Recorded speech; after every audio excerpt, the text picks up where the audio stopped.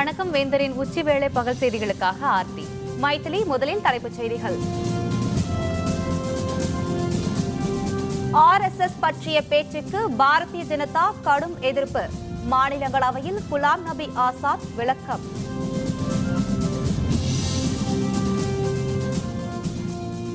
தமிழக மீனவர்களை விடுவிக்க ஜெயலலிதா கடிதம். ராமேஸ்வரம் மீனவர்கள் கடலில் இறங்கி போராட்டம்.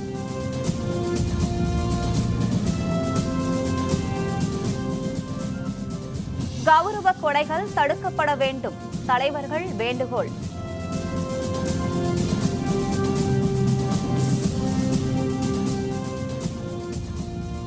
கலப்பு திருமணம் செய்த தம்பதி மீது தாக்குதல். கொலையாளிகளை பிடிக்க 3 தனிப்படைகள் அமைப்பு. IS அமைப்புடன் RSS அமைப்பை தொடர்புபடுத்தி காங்கிரஸ் மூத்த தலைவர் குலாம் நபி ஆசாத் பேசியதற்கு பாரதிய ஜனதா கட்சி எம்பிக்கள் நாடாளுமன்ற இரு அவைகளிலும் கடும் எதிர்ப்பு தெரிவித்தனர். நாடாளுமன்ற பட்ஜெட் கூட்டத்தொடரின் முதல் அமர்வு கடந்த மாதம் 23ஆம் தேதி தொடங்கியது. முதல் 2 வாரங்கள் பல்வேறு விவகாரங்கள் தொடர்பாக எதிர்க்கட்சிகள் பிரச்சினை எழுப்பியதால் இரு அவைகளிலும் கடும் அமளி ஏற்பட்டது. எனினும் கடந்த வாரம் நடைபெற்ற அலுவலின் போது முக்கியத்துவம் வாய்ந்த ரியல் எஸ்டேட் சட்ட முன்வரைவு மாநிலங்களவையிலும் மக்களவையில் ஆதார் சட்ட முன்வரைவும் நிறைவேறியது. இதனைத் தொடர்ந்து முதல் கூட்டத்தொடர் முடிவடைய இன்னும் 3 நாட்கள் உள்ள நிலையில் நாடாளுமன்றம் இன்று கூடியது. இதில் முக்கிய சட்ட முன்வரைவுகளை நிறைவேற்ற மத்திய அரசு முனைப்பு காட்டி வருகிறது. குறிப்பாக ஊழல் தொடர்பான தகவல் அளிப்போருக்கு பாதுகாப்பு உள்ளிட்ட சட்ட முன்வரைவுகளை நிறைவேற்ற திட்டமிட்டுள்ளது. இதனையடுத்து இன்று காலை மக்களவை கூடியதும் IS அமைப்புடன் RSS அமைப்பை தொடர்புபடுத்தி காங்கிரஸை சேர்ந்த குலாம் நபி ஆசாத் கூறிய கருத்துக்கு பாரதிய ஜனதா கட்சி உறுப்பினர் கண்டனம் தெரிவித்தனர். இதனால் அவையில் கூச்சல் குழப்பம் ஏற்பட்டது. இன்று காலை மாநிலங்களவை கூடியதும் காங்கிரஸ் தலைவர் குலாம் நபி ஆசாத் பேச்சுக்கு பாரதிய ஜனதா உறுப்பினர்கள் கடும் எதிர்ப்பு தெரிவித்தனர். இதனிடையே குலாம் நபி ஆசாத் தனது பேச்சு தொடர்பாக விளக்கம் அளித்தார். தாம் பேசியதில் தவறு இருப்பதாக கருதினால் பின்னர் உரிமை மீறல் தீர்மானத்தை அவையில் தாராளமாக கொண்டு வரலாம் என்றும் அவர் குறிப்பிட்டார். इस सेकुलरिज्म की लड़ाई में आप देखेंगे कि आपको हर मजहब के लोग मिलेंगे, लेकिन फिरका परस्ती की लड़ाई में आपको सब मजहब के लोग नहीं मिलेंगे. जिस नजरिए के साथ सब मजहब के लोग हैं वही मेजॉरिटी है, उसी की जीत है. आप मुझे बताइए यहाँ का இலங்கை சிறையில் உள்ள 96 தமிழக மீனவர்களை விடுவிக்க நடவடிக்கை எடுக்க வேண்டும் என முதல்வர் ஜெயலலிதா வலியுறுத்தியுள்ளார். இது தொடர்பாக பிரதமர் மோடிக்கு அவர் கடிதம் ஒன்றை எழுதியுள்ளார். அண்மையில் கைது செய்யப்பட்ட ராமேஸ்வரம் மீனவர்கள் 28 பேர் உள்பட 96 மீனவர்களை இலங்கை சிறைப்பிடித்துள்ளதாக தெரிவித்துள்ள ஜெயலலிதா, இந்திய வெளியுறவுத்துறை அமைச்சகம் மூலம் அவர்களை விடுவிக்க நடவடிக்கை எடுக்க வேண்டும் என வலியுறுத்தியுள்ளார். இலங்கை அரசால் பறிமுதல் செய்யப்பட்ட 83 படகுகளையும் விடுவிக்க வேண்டும் என்றும் கேட்டுக் கொண்டுள்ளார். மத்திய அரசு போதிய நடவடிக்கை எடுக்காததால் மீனவர்கள் கைது தொடர்வதாகவும் குறிப்பிட்டுள்ள ஜெயலலிதா, இந்த விவகாரத்தில் பிரதமர் உடனடியாக தலையிட்டு இலங்கை சிறையில் உள்ள மீனவர்களை விடுவிக்க நடவடிக்கை எடுக்க வேண்டும் என்றும் வலியுறுத்தியுள்ளார்.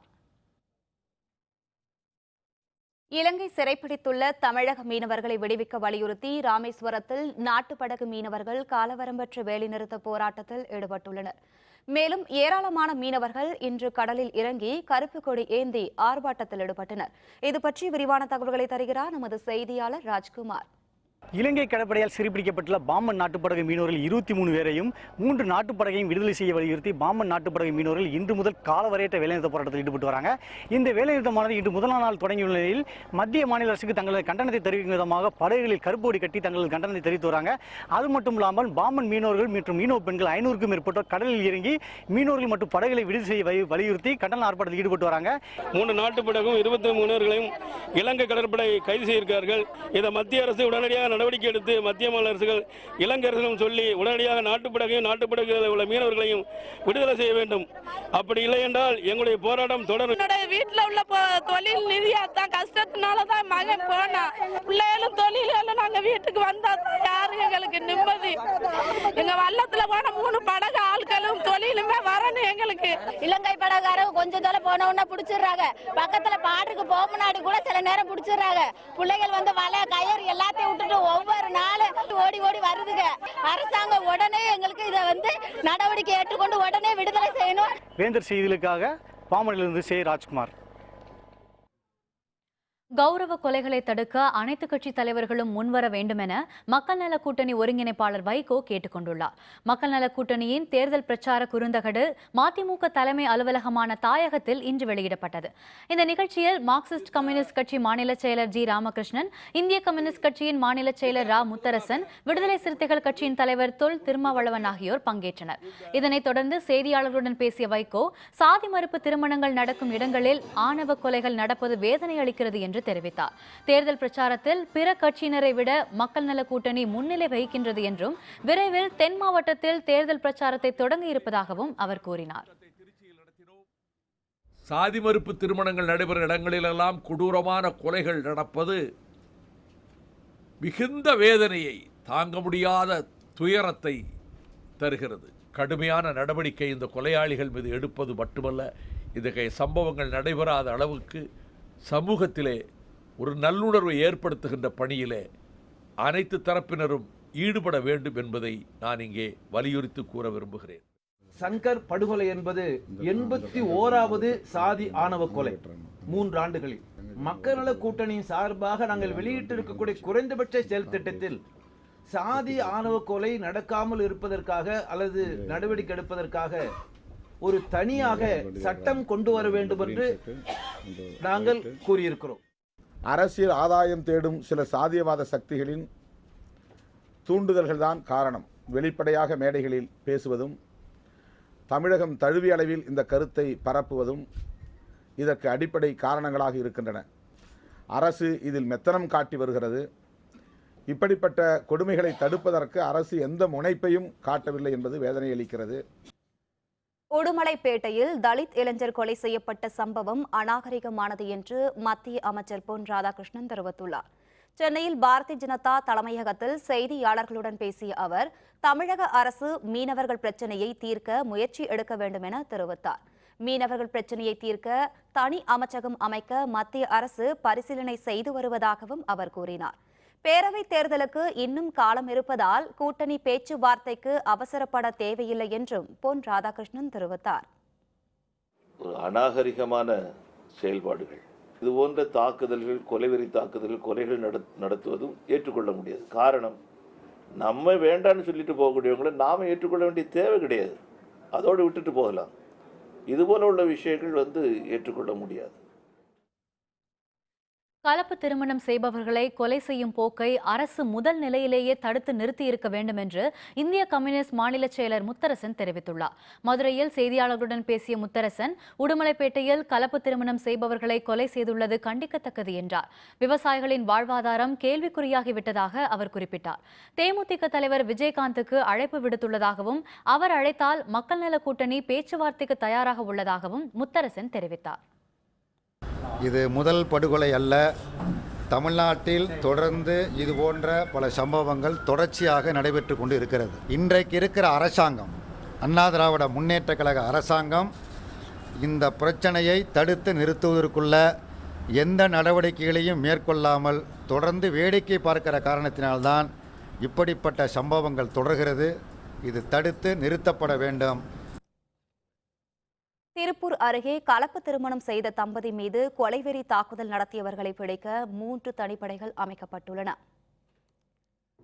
திருப்பூர் மாவட்டம் உடுமலை அருகே குமரலிங்கம் கிராமத்தைச் சேர்ந்த சங்கர் என்பவரும், திண்டுக்கல் மாவட்டம் பழனியைச் சேர்ந்த கௌசல்யா என்பவரும் காதலித்து வந்ததாக தெரிகிறது. இருவருடைய வீட்டிலும் ஏற்பட்ட எதிர்ப்பை மீறி இவர்கள் திருமணம் செய்து கொண்டனர். இதனிடையே உடுமலைக்கு வந்த இருவரும் மத்திய பேருந்து நிலையம் எதிரில் உள்ள வணிக வளாகத்தில் பொருட்களை வாங்கிய பின்னர் நடந்து சென்று கொண்டிருந்தனர். அப்போது இருசக்கர வாகனத்தில் வந்த 3 பேர் அவர்களை வழிமறித்து ஆயுதங்களால் தாக்கியுள்ளனர். இதில் படுகாயமுற்ற இருவரும் உடுமலை அரசு மருத்துவமனையில் அனுமதிக்கப்பட்டனர். பின்னர் தீவிர சிகிச்சைக்காக கோவை அரசு மருத்துவமனைக்கு கொண்டு செல்லும் வழியில் சங்கர் உயிரிழந்தார். மருத்துவமனையில் அனுமதிக்கப்பட்டுள்ள கௌசல்யாவுக்கு தீவிர சிகிச்சை அளிக்கப்பட்டு வருகிறது. இந்த தாக்குதல் தொடர்பாக 3 தனிப்படைகள் அமைக்கப்பட்டுள்ளதாக திருப்பூர் மாவட்ட காவல்துறை கண்காணிப்பாளர் தெரிவித்துள்ளார். இதனிடையே கௌசல்யாவின் தந்தை சின்னசாமி நிலக்கோட்டை நீதிமன்றத்தில் சரணடைந்துள்ளதாக தகவல் வெளியாகியிருக்கிறது. சங்கர் கௌசல்யாவுடைய இந்த மிக மோசமான ஆணவ கொலை என்பது நடந்திருக்குது. உடுமலைப்பேட்டையில் பட்ட பகலில் மாலை 6 மணிக்கு. இது யாருனாலையுமே தாங்கிக் கொள்ள முடியாத இந்த படுகொலை. இதை உடனடியாக அந்த படுகொலை செய்தவர்களை உடனடியாக காவல்துறை கைது செய்யணும். அனைத்து இந்திய ஜனநாயக மாதர் சங்கம் சார்பாக கடுமையான கண்டனத்தை நாங்கள் தெரிவிக்கிறோம்.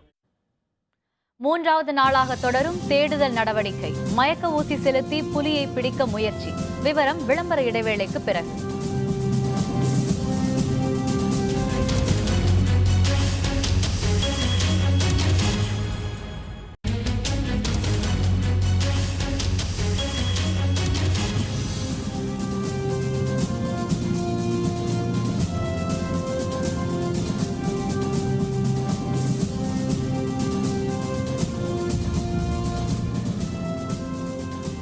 செய்திகள் தொடர்கின்றன. அரியலூரில் டிராக்டரை பறிமுதல் செய்ததால் விவசாயி தற்கொலை செய்து கொண்ட விவகாரத்தில் நிதி நிறுவன மேலாளர் உள்பட 7 பேர் மீது வழக்கு பதியப்பட்டுள்ளது. அரியலூர் மாவட்டம் ஒரத்தூர் கிராமத்தைச் சேர்ந்த விவசாயி அழகரின் டிராக்டரை தவணை கட்டாததால் நிதி நிறுவன அலுவலர்கள் பறிமுதல் செய்தனர். இதனால் மனமுடைந்த விவசாயி விஷமருந்தி தற்கொலை செய்து கொண்டார். இதற்கு உரிய நடவடிக்கை எடுக்க வேண்டும் என அழகரின் தந்தை ஆறுமுகம் மாவட்ட காவல் கண்காணிப்பாளரிடம் புகார் மனு அளித்திருந்தார். விவசாயியை தற்கொலைக்கு தூண்டியது, அவரை துன்புறுத்தி கொலை மிரட்டல் விடுத்தது உள்ளிட்ட 6 பிரிவுகளின் கீழ் நிதி நிறுவன மேலாளர் உள்பட 7 பேர் மீது அரியலூர் காவல்துறையினர் வழக்கு பதிவு செய்து விசாரணை மேற்கொண்டுள்ளனர். இதனிடையே தற்கொலை செய்து கொண்ட விவசாயி அழகரின் குடும்பத்திற்கு திமுக சார்பில் 1 லட்சம் ரூபாய் நிதியுதவி அளிக்கப்பட்டுள்ளது. தமிழ் மாநில காங்கிரஸ் தலைவர் ஜி.கே. வாசன், பாட்டாளி மக்கள் கட்சியின் இளைஞரணி தலைவர் அன்புமணி ஆகியோரும் விவசாயி குடும்பத்திற்கு ஆறுதல் தெரிவித்துள்ளனர். தேர்தலுக்கு பின்பு உடனடியாக ஆட்சியாளர்கள் மத்தியிலும் சரி மாநிலம் சரி விவசாயிகளுடைய கடனை உடனடியாக ரத்து செய்ய வேண்டும் என்பதுதான் தமிழ் மாநில காங்கிரஸ் கட்சியினுடைய நிலைப்பாடு என்பது. நீலகிரி மாவட்டம் கூடலூர் பகுதியில் உள்ள தேயிலை தோட்ட தொழிலாளி ஒருவர் புலி தாக்கி பலியானதை அடுத்து ஆட்கொல்லி புலியை பிடிக்க 3வது நாளாக நடவடிக்கை மேற்கொள்ளப்பட்டுள்ளது. மயக்க ஊசி செலுத்தி புலியை பிடிக்க வனத்துறையினர் முனைப்பு காட்டி வருகின்றனர். இது பற்றி விரிவான தகவல்களை தருகிறார் நமது செய்தியாளர் சதீஷ்குமார். நீலகிரி மாவட்டம் கூடலூரை அடுத்துள்ள தேவர்சோலை பகுதியில் தோட்ட தொழிலாளி ஒருவர் புலி தாக்கி இறந்ததை தொடர்ந்து 3வது நாளாக அந்த புலியை தேடும் பணி தொடர்ந்து நடைபெற்று வருகிறது.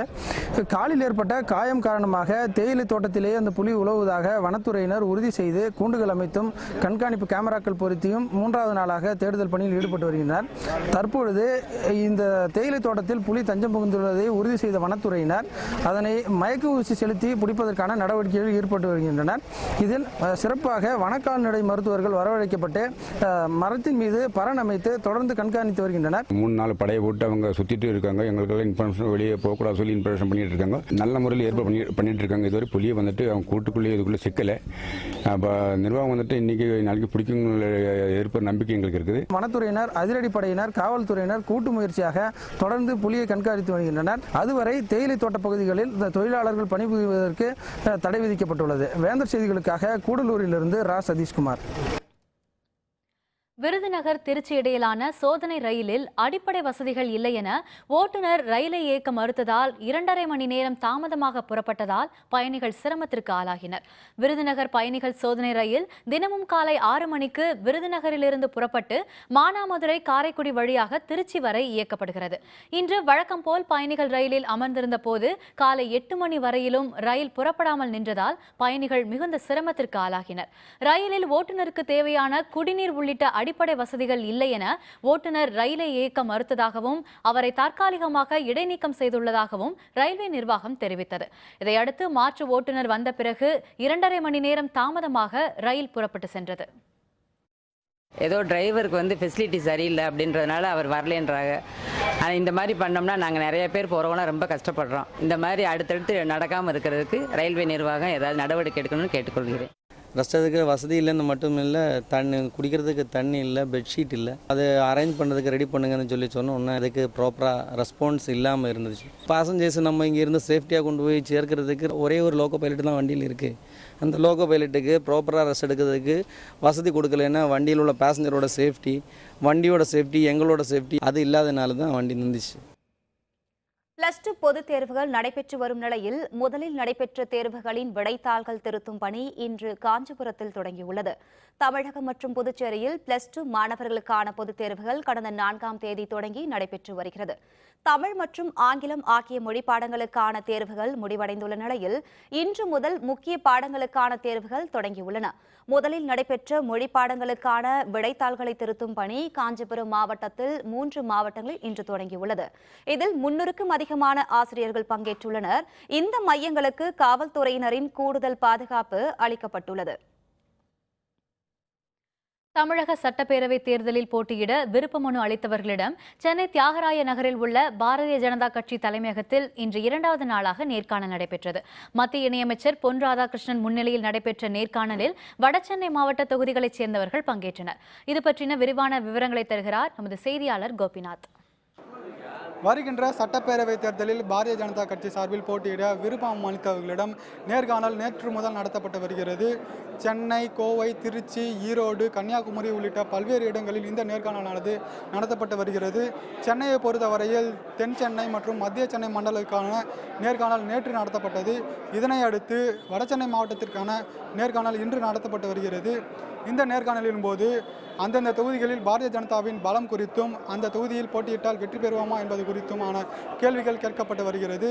இந்த நேர்காணலானது இன்றுடன் நிறைவேறுவதால் இந்த நேர்காணலில் தேர்வு செய்யப்பட்டவர்களின் பட்டியல் மத்திய பாரதிய ஜனதாவிற்கு அனுப்பப்படுகிறது. அங்கிருந்து இறுதி பட்டியல் வெளியாகும் என்று எதிர்பார்க்கப்படுகிறது. நேர்காணலில் அந்த உங்கள் குளத்தூர் தொகுதியில் என்ன மக்கள் பிரச்சனை இருக்குது, அதை எப்படி தீர்த்து வைக்க முடியும், அந்த மாதிரி கேள்விகளை எனக்கு கேட்டாங்க. அந்த என்னென்ன பிரச்சனைன்றதை நான் விளக்கமாக சொன்னேன். நான் அப்புறம் மாநகராட்சி உறுப்பினர்கள் யாராவது வீடு கட்டினா பிரச்சனை பண்ணுறாங்க, அதெல்லாம் நான் நம்ம கட்சி எம்எல்ஏ ஜெயிச்சா அது நடக்காமல் பார்த்துக்கலாம், மக்களுக்கு உறுதி கொடுக்குறதா நான் சொல்லியிருக்கேன். சட்டப்பேரவை தேர்தலுக்கு வேட்புமனு தாக்கல் செய்ய இன்னும் 1 மாத காலமே உள்ள நிலையில் பாரதிய ஜனதா உட்பட பல்வேறு அரசியல் கட்சிகளின் வேட்பாளர் பட்டியல் விரைவில் வெளியாகலாம் என்று எதிர்பார்க்கப்படுகிறது. வேந்தர் செய்திகளுக்காக சென்னையிலிருந்து ஒளிப்பதிவாளர் கார்த்திக்குடன் கோபிநாத். திருநெல்வேலி மாவட்டத்தின் பல்வேறு பகுதிகளில் பிசான சாகுபடி நெல் அறுவடை நடைபெற்று வரும் நிலையில் நெல்லுக்கு போதிய விலையை அரசே நிர்ணயம் செய்ய வேண்டும் என்று விவசாயிகள் கோரிக்கை விடுத்துள்ளனர். திருநெல்வேலி மாவட்டத்தில் கடந்த அக்டோபர் மாத இறுதியில் பிசான சாகுபடியில் நெல் பயிரிட்ட விவசாயிகள் தற்பொழுது அறுவடை பணிகளை மேற்கொண்டுள்ளனர். பாளையங்கோட்டை, மேலப்பாளையம், தருவை மற்றும் அம்பாசமுத்திரம் உள்ளிட்ட பகுதிகளில் நல்ல விளைச்சல் இருந்தும் சரியான விலை கிடைக்கவில்லை என்று விவசாயிகள் கவலை தெரிவித்துள்ளனர். தாங்கள் மேலும் கடனாளி ஆகாத வகையில் நெல்லுக்கு போதிய விலையை அரசே நிர்ணயம் செய்ய வேண்டும் என்றும் கோரிக்கை விடுத்துள்ளனர்.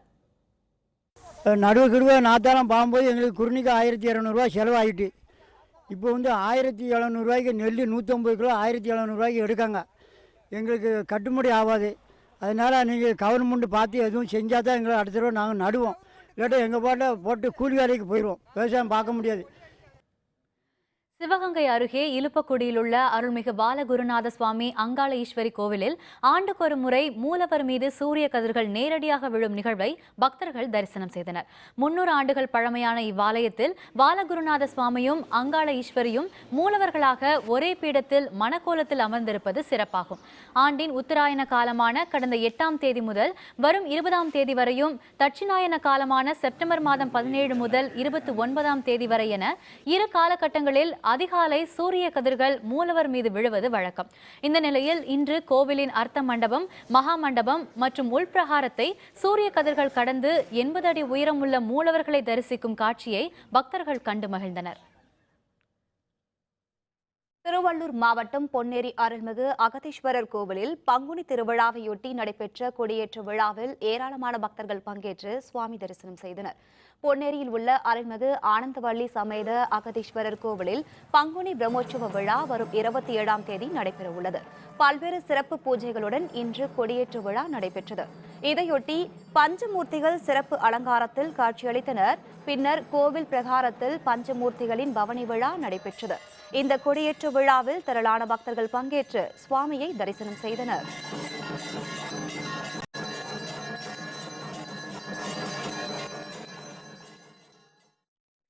(2016) தமிழக சட்டப்பேரவை தேர்தலை சந்திக்க அரசியல் கட்சிகள் விறுவிறுப்பாக ஆயத்தமாகிக் கொண்டிருக்கின்றன.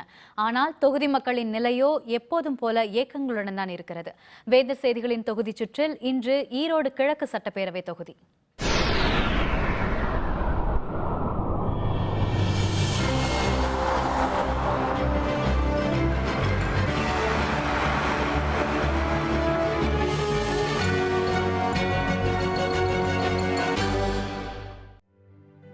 பகுத்தறிவு பகலவன் என்று போற்றப்படும் தந்தை பெரியார் பிறந்த ஊர் என்ற ஒரே தகுதியின் மூலம் தேசிய அளவில் தனிச்சிறப்பு பெற்றது ஈரோடு. அது மட்டுமல்ல, நகராட்சி தலைவராக பெரியார் பதவி வகித்த போதுதான் இந்தியாவிலேயே முதலாக குழாய் மூலம் வீடுகளுக்கு குடிநீர் வழங்கும் திட்டம் தொடங்கப்பட்ட நகர் என்ற பெருமையும் உடையது ஈரோடு. ஒரே சட்டப்பேரவை தொகுதியாக இருந்த ஈரோடு தொகுதி மறுசீரமைப்பில் ஈரோடு கிழக்கு, ஈரோடு மேற்கு என இரண்டாக பிரிக்கப்பட்டது. ஈரோடு கிழக்கு தொகுதியில் நகரின் பழைய 40 வார்டு சத்திரம், அக்ரஹாரம் உள்ளிட்ட பகுதிகளும் இடம்பெற்றுள்ளன. தொகுதியில் முக்கிய தொழிலாக ஜவுளி தயாரிப்பு இருக்கிறது. திமுகவும் அதிமுகவும் தலா 5 முறையும், காங்கிரஸ் 2 முறையும், இந்திய கம்யூனிஸ்ட் கட்சியும் தேமுதிகவும் தலா 1 முறையும் கைப்பற்றியுள்ளன. 2011 பேரவைத் தேர்தலில் தேமுதிக சார்பில் போட்டியிட்ட வி.சி. சந்திரகுமார் 69,166 வாக்குகள் பெற்று வெற்றி பெற்றார். அவரை எதிர்த்து திமுக சார்பில் போட்டியிட்ட சு. முத்துசாமி 58,522 வாக்குகள் பெற்று 2ஆம் இடம் பெற்றார். ஈரோடு கிழக்கு தொகுதியின் மொத்த வாக்காளர் எண்ணிக்கை 2,14,592 உள்ளது.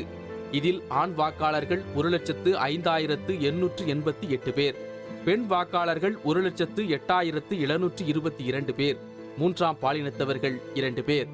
நாட்டில் முதலாக குழாய் மூலம் குடிநீர் பெற்ற ஈரோடு இப்போது குடிநீருக்கு அல்லாடும் அவலத்தில் இருப்பது பெரும் சோகம். காவிரி பாயும் மாவட்டங்களில் ஒன்றாக இருந்தாலும் முறையான குடிநீர் திட்டங்கள் மேற்கொள்ளப்படவில்லை என்பது முக்கிய பிரச்சனை. குறைவாக விநியோகிக்கப்படும் குடிநீரிலும் சாயக்கழிவு நீர் கலந்து வருவதால் சுகாதார சீர்கேடு ஏற்பட்டுள்ளது. மாசடைந்த குடிநீரால் இந்த குடிநீர் காரணமாக புற்றுநோயால் பாதிக்கப்பட்டவர்கள் அதிகமுள்ள தொகுதியாக உள்ளது ஈரோடு. தொகுதியின் தலையாய பிரச்சனையே குடிநீர்தான் என்பதை மக்கள் மட்டுமல்ல, கடந்த முறை திமுக சார்பில் போட்டியிட்ட சு. முத்துசாமியும் ஒப்புக்கொள்கிறார். இங்கே இருக்கிற சாயப்பட்டறை, தோல் சாப் கழிவுகளை முறையாக வெளியேற்றுவதற்கு நடவடிக்கை எடுக்க வேண்டும். அதில் பொதுமக்களும் பாதிக்கப்படக்கூடாது, தொழிலாளிகளும் பாதிக்கப்படக்கூடாது என்ற வகையிலே ஒரு நிரந்தரமான தீர்வு காண்பதுதான் ஈரோடு மாநகரத்திற்கு சிறப்பானதாக அமையும் என்று நாங்கள் கருதுகிறோம். காவிரி கரை புரண்டு ஓடினாலும் குடிப்பதற்கு சுத்தமான தண்ணீர் கிடைக்கிறதில்ல. ஊராட்சி கோட்டையிலிருந்து தண்ணி கொண்டு வருவதா சொல்லி அரசாங்கம் அறிவிச்ச திட்டம் இன்னைக்கும் கிடப்பில் இருக்கு. தொகுதியின் முக்கிய தொழிலாக விளங்கும் ஜவுளி தொழிலை நம்பி நேரடியாக மற்றும் மறைமுகமாக என பல ஆயிரம் தொழிலாளர்கள் உள்ளனர். ஆனால் ஜவுளி உற்பத்தியாளர்களுக்கும் விசைத்தறி உரிமையாளர்களுக்கும் இடையிலான கூலி தொடர்பான பிரச்சனையில் அடிக்கடி வேலை நிறுத்தம் நடைபெறுவதால் தொழிலாளர்கள் கடுமையாக பாதிக்கப்படுகின்றனர். கடந்த 2 வருஷமா இலவச வேட்டி சேலை எங்களுக்கு ஒரு 9 மாதம் அது கொடுப்பாங்க சொசைட்டிலிருந்து. இந்த 2 வருஷமா அது தொடர்ச்சியாக 2 மாதம் 3 மாதத்துக்கு மேலே சொசைட்டியில் தர்றதில்லை. அரசு இதுக்கு தலையிட்டு வழக்கம் போல் ஒரு 9 மாதத்துக்கு இலவச வேட்டி சேலை எங்களுக்கு கூலிக்கு வழங்க வேணும்னு கேட்டுக்கிறோம். தொகுதியின் மற்றொரு முக்கிய பிரச்சனையாக இருப்பது போக்குவரத்து நெரிசல். இதை தீர்க்க ஈரோடு அரசு தலைமை மருத்துவமனை அருகே மேம்பாலம் மற்றும் ரவுண்டானா அமைக்க பணிகள் தொடங்கப்பட்டன. ஆனால் பணிகள் பாதியில் நிற்பதால் நெரிசல் குறையவில்லை. மாவட்ட தலைநகரில் உள்ள அரசு மருத்துவமனையிலும் போதிய மருத்துவர்கள் இல்லை. ஈரோடு நகரில் உள்ள மிகப்பெரிய ஜவுளி விற்பனை சந்தையான கனி மார்க்கெட்டில் முறையான கழிப்பிட வசதி இல்லை. இதுபோன்று தொகுதி முழுக்க நிறைய இல்லைகள் உள்ளதாக கூறுகின்றனர் மக்கள். வாரத்துக்கு கிட்டத்தட்ட ஒரு 10,000 பேர் சென்று கொண்டு இருக்கிறார்கள். ஆனால் இங்கே போதுமான எங்களுக்கு கழிப்பிட வசதிகளோ எதுவுமே இல்லை. நான் கிட்டத்தட்ட ஒரு 15 ஆண்டுகளாகவே மாநகராட்சியிடம் நாங்கள் சங்கத்து சார்பாக முறையிட்டு இருக்கிறோம். எந்த ஒரு பலனும் இது வரைக்குமே இல்லை. தொகுதியில் நிலவும் குடிநீர் பிரச்சனை, போக்குவரத்து நெரிசல் உள்ளிட்ட பல்வேறு பிரச்சனைகள் தற்போது நடைபெறவுள்ள சட்டப்பேரவை தேர்தலுக்கு பின்னராவது தீருமா என்ற ஏக்கம் கலந்த எதிர்பார்ப்புடன் காத்திருக்கின்றனர். ஈரோடு கிழக்கு சட்டமன்ற தொகுதியை பொறுத்தவரை யார் வெற்றி பெற்றாலும் ஈரோட்டின் முக்கிய பிரச்சனையாக உள்ள போக்குவரத்து நெருக்கடியற்ற ஈரோட்டை உருவாக்க வேண்டும் என்பதும் சுகாதாரமான குடிநீர் வழங்க வேண்டும் என்பதும் இப்பகுதி பொதுமக்களின் கோரிக்கையாக உள்ளது. வேந்தர் செய்திகளுக்காக நாள்தோறும் போக்குவரத்து நெருக்கடியில் சிக்கி தவிக்கும் ஈரோடு கிழக்கு சட்டமன்ற தொகுதியிலிருந்து மா. ராஜேந்திரன்.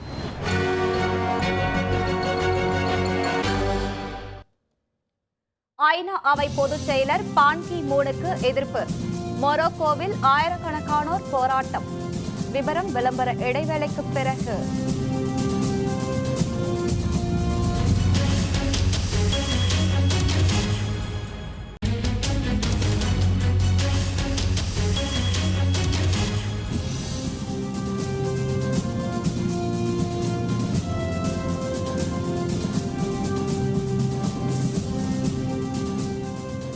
செய்திகள் தொடர்கின்றன.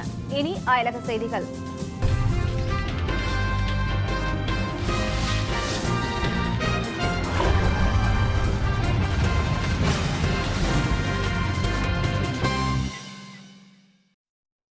மொரோக்கோ நாட்டின் ஒரு பகுதியான மேற்கு சகாராவை ஆக்கிரமிப்பு பகுதி என தெரிவித்த ஐக்கிய நாடுகள் அவையின் பொதுச் செயலர் பான் கி மூனுக்கு எதிர்ப்பு தெரிவித்து ஆயிரக்கணக்கான மக்கள் போராட்டத்தில் ஈடுபட்டனர். வட ஆப்பிரிக்க நாடுகளில் ஒன்றான மொரோக்கோவின் கட்டுப்பாட்டில் உள்ள மேற்கு சகாராவை அதன் அண்டை நாடான அல்ஜீரியா அரசு சொந்தம் கொண்டாடி வருகிறது. இதற்காக கடந்த 16 ஆண்டுகளாக அங்கு போர் நடைபெற்று வருகிறது. அல்ஜீரியாவுக்கு ஆதரவாக மொரோக்கோவில் உள்ள பொலிசாரியோ முன்னணி என்ற பிரிவினர் ஆதரவு தெரிவித்து வருகின்றனர். மேற்கு சகாரா ஒரு ஆக்கிரமிப்பு பகுதி என்றும் அதனை பொலிசாரியாவுடன் இணைக்க வேண்டும் எனவும் பான் கி மூன் அண்மையில் தெரிவித்திருந்தார். இதற்கு எதிர்ப்பு தெரிவித்து பல்லாயிரக்கணக்கான மக்கள் மொரோக்கோ தலைநகர் ராபட் நகரில் போராட்டத்தில் ஈடுபட்டனர்.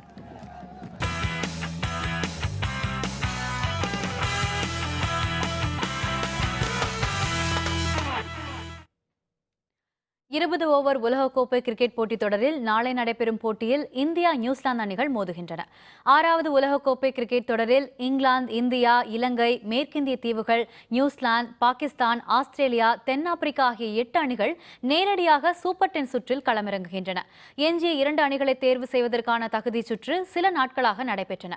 இதில் வங்கதேசம், ஆப்கானிஸ்தான் அணிகள் வெற்றி பெற்று சூப்பர் 10 சுற்றுக்கு தகுதி பெற்றுள்ளன. இதனைத் தொடர்ந்து 10 அணிகள் மோதும் போட்டிகள் நாளை முதல் தொடங்குகிறது. நாக்பூரில் நாளை நடைபெறும் முதல் போட்டியில் இந்தியாவும் நியூசிலாந்தும் மோதுகின்றன. ரசிகர்களால் பெரிதும் எதிர்பார்க்கப்படும் இந்தியா பாகிஸ்தான் அணிகள் மோதும் ஆட்டம் கொல்கத்தாவில் வரும் 19ஆம் தேதி நடைபெறுகிறது. மீண்டும் தலைப்புச் செய்திகள். RSS பற்றிய பேச்சுக்கு பாரதிய ஜனதா கடும் எதிர்ப்பு. மாநிலங்களவையில் குலாம் நபி ஆசாத் விளக்கம்.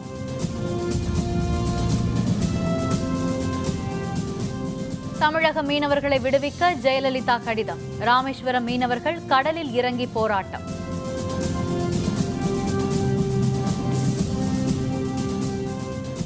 கௌரவ கொலைகள் தடுக்கப்பட வேண்டும். தலைவர்கள் வேண்டுகோள்.